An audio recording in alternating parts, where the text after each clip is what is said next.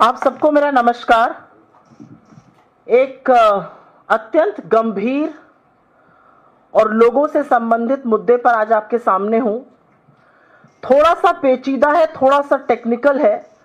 जितना सरल भाषा में हम बात कर पाएंगे उतनी मैं कोशिश करूंगी, लेकिन यह जरूरी इसलिए है क्योंकि इस देश में तमाम संस्थाएं ऐसी हैं जो नरेंद्र मोदी की सरकार में लगातार धराशायी होती जा रही हैं।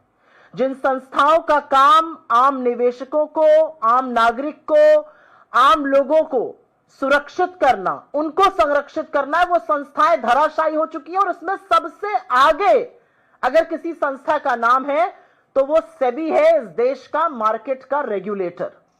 और उसकी नाक के नीचे जिस तरह के घोटाले हुए हैं, जिस तरह के घपले हुए हैं और जिस तरह से आम निवेशकों को चूना लगाकर बड़ी बड़ी कंपनियों ने, बड़े बड़े अल्गो ट्रेडर ने लूटा है, वो वाकई गौरतलब है।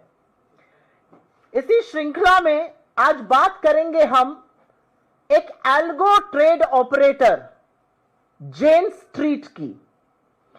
ये जेन स्ट्रीट भारत के शेयर बाजार, एक शेयर बाजार होता है और एक फ्यूचर मार्केट होता है, फ्यूचर एंड ऑप्शन मार्केट। ये जो पर्टिकुलर कंपनी है, ये अमेरिका की एक अल्गो ट्रेडिंग कंपनी है।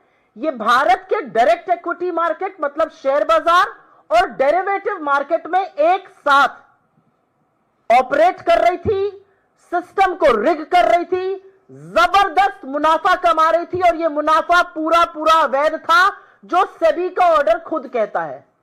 और लाखों करोड़ों रुपए आम आदमी के डूब गए, जिसकी चेतावनी राहुल गांधी जी लगातार दे रहे थे कि एफएनओ में आम जनता का पैसा डूब रहा है, सेबी और सरकार को इस पर सजग होना चाहिए। यह चला कई साल और इसका भी मैं विधिवत रूप से आपको बताऊंगी ये सब कितने साल चला। ये कई साल चला और आखिरकार 3 जुलाई को, इस साल की 3 जुलाई को सेबी ने 105 पन्ने का एक इंटरिम ऑर्डर निकाला। ये इंटरिम ऑर्डर है और उसमें जेन स्ट्रीट कैपिटल और उसके 4 सहयोगी एफिलिएटेड कंपनीज को भारत में ट्रेडिंग करने से रोका गया।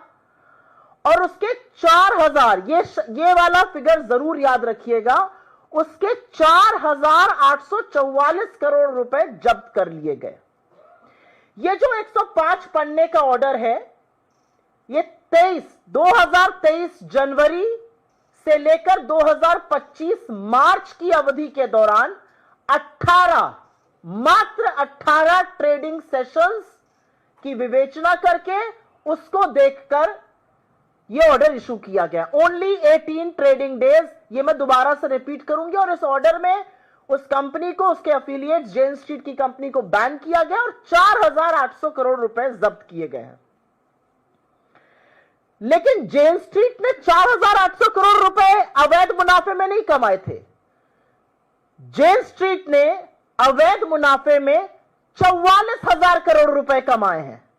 और यह भी जनवरी 2023 से मार्च 2025 के बीच का ही आंकड़ा है। इसके पहले उसने कितना कमाया और मार्च से लेकर मई तक, जब तक वो ऑपरेट करता रहा, उसने कितना कमाया, यह अभी तक किसी पटल पर आधिकारिक जानकारी से नहीं आया है।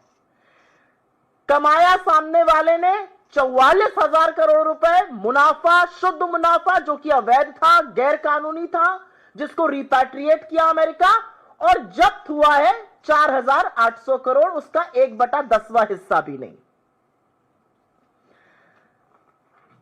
अब बात करते हैं, ये सारी जो कथा है, ये जो सारा झेलमेल है, ये कहां से शुरू हुआ। बात है दिसंबर 2020 की। जेन स्ट्रीट नाम की अमेरिकन सटोरिया कंपनी, इसको आम भाषा में सटोरिया कंपनी कहा जाता है, जो डेरिवेटिव्स और फ्यूचर ऑप्शन में ट्रेड करती हैं, इन्होंने भारत में अपना जाल फैलाना शुरू किया। ये दुनिया भर में डेरिवेटिव्स यानी फ्यूचर्स एंड ऑप्शंस मार्केट में ट्रेड करने के लिए जानी जाती है। मैं कहूंगी बदमशहूर है।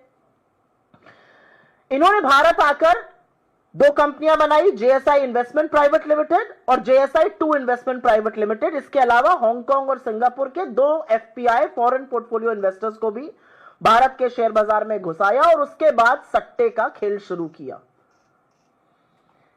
और जैसा कि मैंने कहा, हमारे पास जो आंकड़ा आधिकारिक तौर पर है वो जनवरी 2023 से लेकर मार्च 2025 तक का है, जिसमें उसका कुल मुनाफा करीब करीब 44,000 करोड़ रुपए है। उसके पहले का कितना है और उसके बाद का कितना है, इसका अभी तक ना सेबी ने ना सरकार ने कोई फिगर दिया है। तो ये क्या करते थे, क्योंकि एफएनओ ट्रेडिंग तो दुनिया भर में होती है, ये क्या करते थे और इन्होंने हिंदुस्तान के लोगों का नुकसान कैसे किया? क्योंकि एक अमेरिकन एल्गो कंपनी हमारे देश में आकर शेयर बाजार में, डेरिवेटिव मार्केट में घुसकर हेर फेर करे और हमारे लोगों का नुकसान हो और सरकार आंखों पे पट्टी बांधे रहे, एसेंशियली स्टोरी का क्रक्स यही है, यही हुआ है। तो ये क्या करते थे, ये डायरेक्ट इक्विटी मार्केट में भी काम करते थे और फ्यूचर एंड ऑप्शन मार्केट में भी काम करते थे, और इतनी बड़ी तादाद में करते थे कि ये मार्केट को मैनिपुलेट कर लेते थे। ये डायरेक्ट इक्विटी मतलब शेयर बाजार में शेयर का दाम निर्धारित करते थे, और इसको करने के लिए ये एक चीज कहते हैं मार्केट मार्किंग क्लोज। मतलब आज जो स्टॉक है वो 3:30 बजे जब मार्केट की ट्रेडिंग बंद होगी तो वो कितने दाम पर बंद होगा, वो ये निर्धारित करते थे। क्योंकि ये इतनी वॉल्यूम्स में ट्रेड कर रहे होते थे कि ये ऐसा कर सकते थे। इसको मार्किंग क्लोज कहा गया है। ये दुनिया में और भारत में अवैध है, गैर कानूनी है। किसी भी ट्रेडर को, किसी भी कंपनी को ये इजाजत नहीं है। ये स्टॉक मैनिपुलेशन है सरासर। ये स्टॉक प्राइस के साथ हेर फेर है, इसकी सजा जेल होता है। ये किया इन्होंने। ये निर्धारित करते थे कि डायरेक्ट इक्विटी मार्केट में एक शेयर कितने पे बंद होगा, और फिर उसी शेयर प्राइस का फायदा उठाकर ये फ्यूचर एंड ऑप्शन मार्केट पे पुट और कॉल ऑप्शन के माध्यम से बड़ा मोटा बेहिसाब मुनाफा कमाते थे, जो अब सेबी मान रही है कि अवैध है। एफएनओ ट्रेडिंग में कॉन्ट्रैक्ट होता है। एक तरफ अगर जेन स्ट्रीट है तो दूसरी तरफ आम निवेशक है, और जहां जहां जेन स्ट्रीट ने मैनिपुलेशन किया और जितना पैसा कमाया, दूसरा एक जीतता है एक हारता है। You buy and you sell. जो जीता वो जेन स्ट्रीट था, जो हारा वो हिंदुस्तान का आम निवेशक था। लगातार हिंदुस्तान के आम निवेशकों ने इसमें पैसा गंवाया। करीब करीब 54,000 करोड़ रुपए मात्र 90% लोगों के इसमें स्वाहा हो गए। इनफैक्ट एक ऐसा दिन था 17 जनवरी 2024 का, जब जेन स्ट्रीट ने एक ही दिन में 735 करोड़ रुपए कमाए थे, जो हिंदुस्तान के बड़े बड़े ट्रेडर्स, बड़े बड़े फर्म्स, बड़े बड़े इंस्टीट्यूशनल इन्वेस्टर्स नहीं कर पाते हैं। मैं पुट ऑप्शन क्या होता है, कॉल ऑप्शन क्या होता है, इसमें नहीं जाऊंगी। फ्यूचर और डेरिवेटिव ट्रेडिंग के माध्यम से सिंपल बात रखूंगी। और अनुमान है कि फ्यूचर मार्केट में 93% आम छोटे निवेशकों का जबरदस्त नुकसान हुआ। औसतन नुकसान 1.25 लाख से ज्यादा का है। कमाल की बात यह है कि यह सटोरिया मुनाफा कमाता रहा और हमारा सेबी कुंभकर्ण की नींद सोता रहा। और कमाल की बात यह भी है कि इस सटोरिये ने अमेरिका की एक अदालत को बताया कि हिंदुस्तान के नियमों की अनियमितताओं के चलते, ये 2024 की बात है, उन्होंने बताया कि हिंदुस्तान की मार्केट की जो इनएफिशिएंसीज हैं उनके चलते हमने करीब करीब 2023 में उन्होंने बताया हमने $1 बिलियन वहां पर कमाया है। यह अलग बात है कि अगले साल वो बढ़कर $2.3 बिलियन हो गया। ये सब सार्वजनिक रूप से हो रहा है। सटोरिया पैसा कमा रहा है, हमारे लोगों को चूना लगा रहा है, बड़ा पैसा अमेरिका रिपैट्रिएट कर रहा है, अमेरिकन कोर्ट को बता रहा है कि हां हमने अनियमितताओं के चलते 1 बिलियन कमाया, तो उसके बाद बता रहा है $2.3 बिलियन कमाया। हमारे सेबी की कान पे जू नहीं रेंग रही है। सेबी कोई एक्शन, कोई हरकत नहीं करता है। 2023 में यह मामला सामने आया, 2024 तक सेबी हरकत नहीं करता है, जबकि यह बार बार कोर्ट में जेन स्ट्रीट किसी और मामले में इस बात की को उजागर कर रहा था। और उसके बाद फरवरी 2025 में एक मीठी सी चेतावनी, बहुत ही मीठी सी कॉशनरी लेटर एक इशू किया जाता है जेन स्ट्रीट को सेबी की ओर से, और सावधानी पत्र इसको कॉशनरी लेटर कहते हैं। और उसमें संदिग्ध ट्रेडिंग पैटर्न पर चेतावनी दी गई। यह फरवरी में हुआ था। मई तक यह फर्म ट्रेड कर रहा था और जुलाई आ गया इसको बैन करते हुए। 5 महीने सेबी को लग गए उस मार्केट में बैन करने के लिए जहां डेरिवेटिव का काम मिली सेकेंड्स में होता है, जो डेरिवेटिव मार्केट सेकंड दर सेकंड मूव करता है, जिसके चलते हजारों लाखों करोड़ रुपए स्वाहा हो रहे थे, उस मार्केट के लिए 4.5 साल सेबी को लग गए जगने के लिए, जबकि तथ्य और आंकड़े सब सामने थे। और एक बात यह भी सच है कि 2024 में तमाम मार्केट विशेषज्ञों ने सेबी को लिखकर इसके बारे में आगाह किया था। और अब सेबी दुनिया में कहता फिर रहा है, और सेबी के साथ साथ हमारी फेक न्यूज की फैक्ट्री भारतीय जनता पार्टी, जब राहुल जी ने कहा कि मैंने इसके बारे में आगाह किया था, अरे सेबी ने एक्शन तो लिया, लाखों करोड़ रुपए लोगों के स्वाहा हो रहे हैं, 4.5 साल बाद आपकी नींद खुल रही है, 44,000 करोड़ का प्रॉफिट हुआ है, 4800 करोड़ जब्त करके आप खुशी मना रहे हैं, चिड़िया चुग गई खेत, और ये खुशी मना रहे हैं कि हमने जी 4800 रुपए रोक लिए। क्या होते हैं 4800 करोड़ रोकना? इस फर्म ने अमेरिका में लगातार रिपैट्रिएशन किया, खालिस अवैध प्रॉफिट बनाया, और असलियत यह है कि इसने लगातार हिंदुस्तान के छोटे निवेशकों को रौंद दिया, और उसके बाद भी सेबी ने इस पर कुछ नहीं किया। तो बहुत सारे सवाल हैं, उसमें से एक सवाल यह भी है कि फिर से कटघरे में प्रधानमंत्री, वित्त मंत्रालय, सेबी, निर्मला सीतारमण, एनएससी, एसबीआई, हर तरह के एसएफआईओ, ये सब खड़े होते हैं। ये लोग क्या कर रहे थे? जब डाका डाला जा रहा था लोगों की जेब पर, जब एक कंपनी लगातार एक बड़ा घोटाला कर रही है, जिस घोटाले के बार बार तथ्य सामने आ रहे हैं, तो ये सब लोग कौन सी नींद सो रहे थे? क्या खाकर सो रहे थे ये लोग? और इसीलिए यहां से सवाल उठते हैं, और ये सवाल हम इस मंच से पूरी जिम्मेदारी से उठाते हैं। ये सवाल सरकार से है, ये सवाल तमाम उन एजेंसी से जिनका काम हिंदुस्तान के निवेशकों के, हिंदुस्तान के लोगों की सुरक्षा और संरक्षण का है, और ये सवाल सेबी से है। पहला सवाल यह है कि जेन स्ट्रीट जो एल्गो ट्रेडर है, उसको हिंदुस्तान पैसा लाने की अनुमति किसने दी? क्या उसके पास प्रायर अप्रूवल था? क्या उसके पास रिक्वायर्ड परमिशंस थी? यह पहला सवाल है। दूसरा सवाल है कि जब वो बेधड़क, बेखौफ होकर अवैध मुनाफा कमा रहा था, तो उसको यह मुनाफा वापस अमेरिका ले जाने की परमिशन किसने दी? क्या यह परमिशन सेबी ने दी? क्या यह परमिशन एनएससी ने दी? क्या यह परमिशन पीएमओ से आई? क्या यह परमिशन वित्त मंत्रालय से आई? यह परमिशन किसने दी? जेन स्ट्रीट किसकी निगरानी में काम कर रहा था? एक कंपनी है जो चूना लगा रही है आम जनता को, जो बड़ा पैसा का हेरफेर कर रही है, जो मार्केट मैनिपुलेशन डायरेक्ट इक्विटी में भी कर रही है और एफएनओ में भी कर रही है। ये किसकी निगरानी में हो रहा था काम? और सबसे बड़ी बात, किसी को भी अगर लगता है कि सेबी और सरकार इसलिए जाग गई है क्योंकि तमाम छोटे निवेशकों की पूंजी स्वाहा हो गई है, इस मुगालते में मत रहिएगा।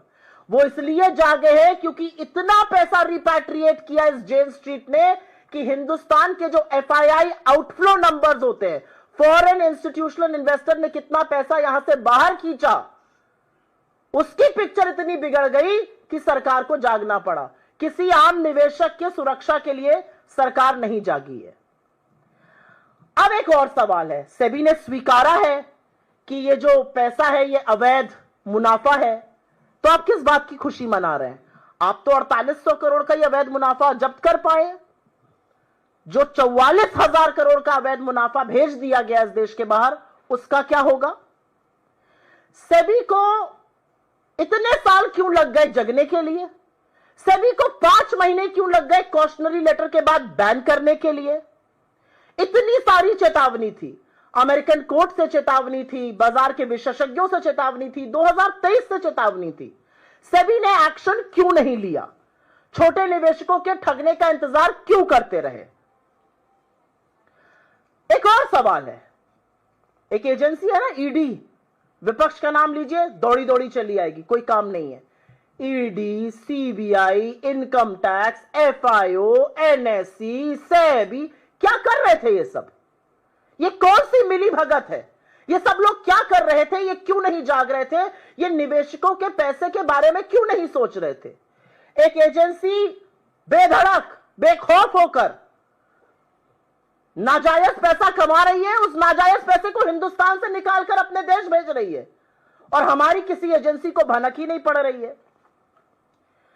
एक और सवाल है, आपको याद ही होगा 2024 के चुनाव के दौरान दो लोग स्टॉक मार्केट गुरु बन गए थे, प्रधानमंत्री मोदी जी और गृह मंत्री अमित शाह जी। स्टॉक टिप्स देते थे, पता नहीं आप लोगों ने ली कि नहीं, नुकसान ही हुआ होगा अगर ली होगी। कहते थे स्टॉक खरीद लो, मार्केट बढ़ने वाला है। क्या उनको इस बात की जानकारी थी? क्या वो इसी के बेसिस पर स्टॉक टिप्स दे रहे थे? आज सवाल यह भी पूछा जाएगा। आज सवाल यह पूछा जाएगा कि अगर वो लगातार कंपनी पैसा निकाल रही थी भारत से और हमारा एफआईआई डेटा लगातार बद से बदतर हो रहा था, तो इसके बारे में कुछ क्यों नहीं किया गया? सवाल यह भी पूछा जाएगा कि उस रिपैट्रिएशन को रिकवर करने के लिए हम क्या कर रहे हैं? आपके तो मित्र है ना डोनाल्ड ट्रंप, तो इतना जो नाजायज पैसा हिंदुस्तान का वो बाहर लेके कमा के चला गया, उस पैसे को वापस देश में कैसे लाएंगे? और इस पूरी हेरा फेरी में जो सबसे अजीब और जो सबसे गजब बात है वो ये है कि इस पूरे दौर में एक ही नाम सामने आता है, वो माधवीपुरी बुच जी। उन्होंने तो वो कीर्तिमान स्थापित किया कि ना सिर्फ अपनी आंखों पे पट्टी बांधी, पूरे तंत्र को ही अंधा कर दिया। पहले वो होल टाइम डायरेक्टर थी, वो सेबी चीफ बनी और ये सारा गोरख धंधा होता रहा। तो आज सवाल इस बात का है कि चाहे वो अडानी का महाघोटाला हो, चाहे वो ये घोटाला हो, सेबी का रोल क्या है? सेबी क्या करने के लिए है? सेबी क्यों है इस देश में? और जिस हर बात पर बोलने वाले प्रधानमंत्री, स्टॉक टिप्स देने वाले गृह मंत्री आज चुप क्यों है? आज इतना बड़ा एक एल्गो ट्रेडर चूना लगाकर देश के नागरिकों को भग गया है, आप क्या कर रहे हैं? आपकी चुप्पी किसी कीमत पर बर्दाश्त नहीं की जा सकती है। यह सवाल हम इस मंच से उठा रहे हैं क्योंकि यह पेचीदा मामला है और इसमें थोड़े से टेक्निकल टर्म्स हैं जिसकी मैंने व्याख्या हिंदी में की है, लेकिन मैं थोड़ा सा इंग्लिश में भी उसको बोल देना चाहती हूं।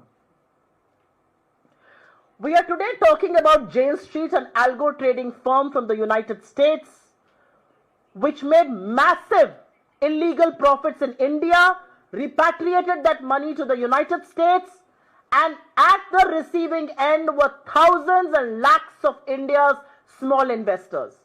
This is a warning that was issued by Rahul Gandhi ji for several months, if not years now. He constantly cautioned the government and the market regulator about FNO trading, and he said protect and ring fence the small investor, something that both the government and SEBI refused to do. And today we come to you with an interim order issued by SEBI on the 3rd of July, which essentially says that Jane Street Capital and 4 of its associate funds will be barred from the Indian markets, and they have impounded about 4,800 crore rupees. But Jane Street Capital, between January 2023 and March 2025, made profits of 44,000 crore rupees. You have not even impounded 1/10 of that money. We don't know how much profit did they make before that. We don't know how much profit have they made after March 2025 because they were operating up until May 2025. That money has been repatriated. How is that money going to come back? Because that is illegal profit according to SEBI's own submission. The story really begins in 2020 when Jane Street began its operations here in India. What Jane Street did very cleverly was to operate both in the direct equity and the futures and options, which is called the derivative market of the country. They manipulated stocks by a phenomena called market closing, which essentially sets the closing price for a stock, an illegal practice across the world and in India. So they manipulated stock prices in the direct equity market, and on the basis of that manipulated stock price, they made huge illegal profits in the FNO market through put and call options. What we now know is that between January 2023 and March 2025, they made profits to the tune of 44,000 crore rupees. Why was SEBI sleeping all along is a question that we will be asking. And that question needs to be asked because Jane Street was operating recklessly, brazenly, blatantly, and at such a huge volume of trade that it could not have missed a single investor or a regulator. Why did SEBI keep sleeping for 5 long years? What was SEBI doing? What is SEBI's job? The reality is that Jane Street was manipulating the direct equity market, it was manipulating the F&O market, and it made a submission before the US courts as early as 2023 stating that due to the inefficiencies of the Indian market, they have profited $1 billion in 2023 and $2.3 billion by 2024 in the Indian markets. Huge sums of that money have been repatriated. This information was in the public domain. In 2024, several market experts had approached SEBI. They had written to SEBI. They had cautioned SEBI against what was happening. SEBI did not do anything about it. It is clearly the infamous era of Madhvi Puri Buch, where she did not just keep quiet, she ensured that the entire institution meant to protect and ring-fence the small investor also went off to deep sleep. The question now is that the Prime Minister, the Home Minister, SEBI, NSE, several agencies meant to protect the investors are now quiet. Why are they quiet? They are quiet when an Adani Maha scam happens. They are quiet when this happens. Who is supposed to ring fence and protect the small investors? The reality is that derivative markets operate on a millisecond basis. It took SEBI 4.5 years to wake up, and it took SEBI 5 months after a cautionary letter to ban this company. And which is why from this very platform, certain very pertinent questions will have to be raised. Who permitted a high frequency algo trader like Jane Street to bring thousands of crores into the Indian market? Which authority allowed Jane Street to transfer its profits out of India to the United States? Did Jane Street have regulatory approvals and prior permissions for its operations? Did these permissions come from Finance Ministry, SEBI, NSE, PMO? Where did these permissions come from? Under whose oversight was Jane Street operating? Isn't it true that Jane Street transferred such a massive amount out of India? And the reality is that the government and SEBI woke up only when the FII outflow numbers went through the roof. They have not woken up to protect the small investors. They woke up when foreign institutional investors took away money from India, and that money was going up in leaps and bounds. How much money has Jane Street repatriated in 4.5 years? We only know about numbers from 2023 to 2025. They began operations in 2020. How much money have they repatriated? Why did SEBI take 5 months from cautionary letter to banning? SEBI has now admitted that the profits amassed by Jane Street are illegal. What are you going to do about money that has been repatriated to the United States? How are you going to retrieve? How are you going to bring back that money? Because that money belongs to India's investors. That money belongs to India, illegally made by Jane Street and repatriated to the United States. Why did SEBI choose to ignore the red flags? And like I said, Jane Street told a court in 2023, investors wrote in 2024. Why did SEBI not act? Why did SEBI not pick up the warning signals? What were other agencies like an ED or a CBI or an income tax or an FIO, SFIO and several other agencies doing? One very pertinent question is that during the election campaign of 2024, Prime Minister Modi and Amit Shah had become self-appointed market gurus. They were passing on stock tips. Did they know about this scam? Did they know this is how the market was being manipulated? Because these are questions that will be raised given what's now coming to light. Is it not true that Jane Street was repatriating large sums of money which was actually throwing the FII numbers, the outflows, out of the box, and which is why the government has woken up? This entire manipulation was happening, and there was one constant name across the Adani scandal, across the Jane Street scandal, and that name is Madhvi Puri Buch, a person who was conveniently denied another term because there was so much that had come on her, and she has quietly moved out of this country, settled overseas, and everything happened under her nose. Not a squeak, not a word from SEBI. All this while Jane Street was looting India's small investors, and they all chose to keep quiet. And last but not the least, Mr. Prime Minister and Mr. Home Minister like to speak a lot on stock markets. They have deep interests in stock markets. They choose to give stock tips. Why are they quiet today? They cannot be quiet when several thousands of small investors lose crores of money. They cannot be quiet when several of these investors have been looted by one company. Nobody knows who allowed that company to operate. What was the regulatory oversight? How could we miss the warning signals? Jane Street was telling something in the US courts. Why were we not picking that up? There are several things that don't add up, and which is why the question, did this scam happen at the patronage of the government and market regulator SEBI? That's the moot point. आपके सवालों का स्वागत है, मैं सिर्फ इसी पर बात करूंगी। मैम, क्या ये सिस्टम के फेलियर का उदाहरण है कि पूरा जो इतना बड़ा घोटाला हुआ, पूरा सिस्टम फेल हो गया? सिस्टम क्या होता है? 2014 के बाद से, थोड़ा सा विषयांतर हो रही हूं, लेकिन 2014 के बाद से अगर विपक्ष के किसी राज्य में कुछ होता है तो वहां पर हमारे नेता का और वहां के मुख्यमंत्री का चेहरा लगाकर उनकी धज्जियां उड़ाई जाती हैं। लेकिन जब मोदी सरकार और उनके इंस्टीट्यूशन से कुछ होता है तो सिस्टम का फेलियर माना जाता है। मैं आपके सवाल का अर्थ समझ रही हूं कि एक साथ सब कैसे सो रहे थे। यह फेलियर नहीं है, यह पाप है जो हिंदुस्तान में होने दिया गया। एक एल्गो ट्रेडर को नाजायज पैसा कमाने दिया गया, वो पैसा वो अमेरिका भेजता रहा और उसके बाद उसने सबसे बड़ा चूना इस देश के छोटे स्मॉल निवेशकों को लगाया और सरकार ने ये होने दिया। ये सरकार की आंखों के सामने, सरकार की नाक के नीचे, सेबी की नाक के नीचे हुआ है। ये सिस्टम नहीं, ये मोदी सरकार और सेबी का और माधवीपुरी बुच का फेलियर है। 4.5 साल तक ये चलता रहा और सेबी को भनक नहीं लगी। यूएस कोर्ट में बात चल रही है, मार्केट में आपको वॉल्यूम्स दिख रहे हैं, किस तरह से एफएनओ की ट्रेडिंग की जा रही है, किस तरह से डायरेक्ट इक्विटी की ट्रेडिंग की जा रही है। मार्केट के एक्सपर्ट्स आपको चिट्ठी लिख रहे हैं और आपको आपके कान पे जू नहीं रेंग रही है।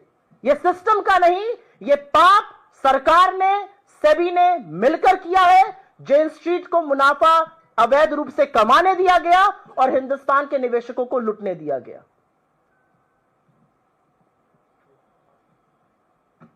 Any other questions on this? I have tried to simplify it as much as I can. I hope I have been able to do that. एक कंपनी हिंदुस्तान आती है, वो अवैध रूप से पैसा कमाती है, हमारे लोगों को लूटती है और सारा पैसा अपने देश भेज देती है और यहां से सुई टपक सन्नाटा। तो सुई टपक सन्नाटा तो नहीं सहा जा सकता है और हम इसी में खुश हैं। ट्रेन निकल गई स्टेशन से, चिड़िया चुग गई खेत, हम हाथी की पूंछ पकड़ के खुश हैं। हमने 48 करोड़ जब्त कर लिए, 44,000 करोड़ तो सिर्फ 2 साल में गए हैं। आपने क्या जब्त कर लिया? धन्यवाद बहुत बहुत आपका। ये एक बहुत महत्वपूर्ण विषय है, एक बड़ा स्कैम है जो हिंदुस्तान में हुआ है और मैं आशा करती हूं कि आप लोगों के माध्यम से ये बात लोगों तक पहुंचेगी, क्योंकि लोग अपनी बड़ी गाढ़ी कमाई शायद ये सोच के लगा रहे हैं कि मोदी जी स्टॉक में पैसा लगाने की बात कर रहे हैं, अमित शाह जी बात कर रहे हैं तो पैसा बन जाएगा, लेकिन पैसा बना कोई और रहा है। धन्यवाद बहुत बहुत।